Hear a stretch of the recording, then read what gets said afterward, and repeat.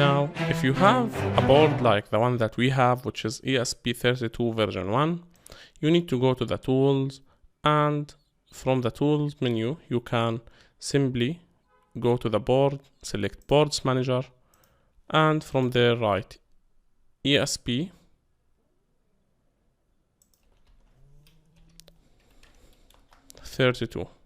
Now, if you didn't get any results, you need to do one thing before moving on.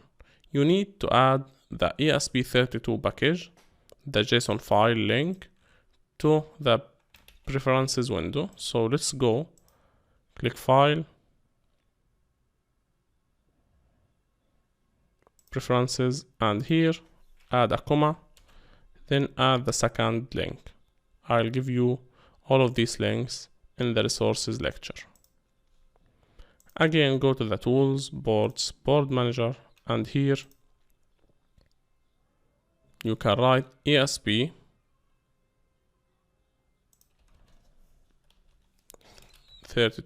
and here it is. You can simply click install to install this board. It will take some time.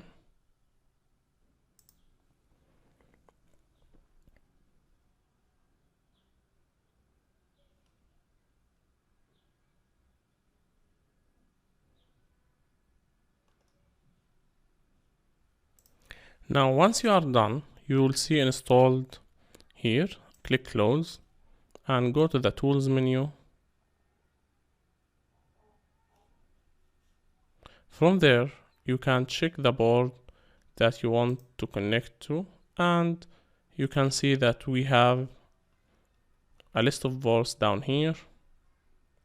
You need to choose the one that matches your configuration. In our case, in our case, it will be Duet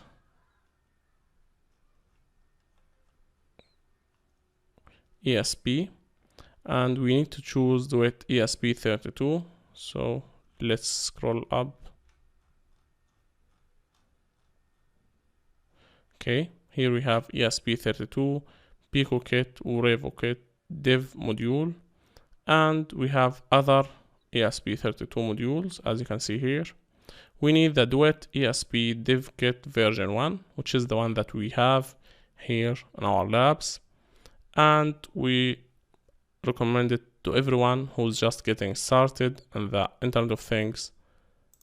So select it, then go. If you didn't see your board, I have it on my USB board. I have connected the board, but I don't see a port here.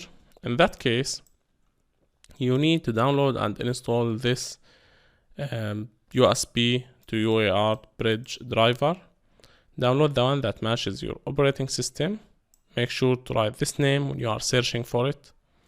If your board is ESP32, depending on your board, there is other drivers.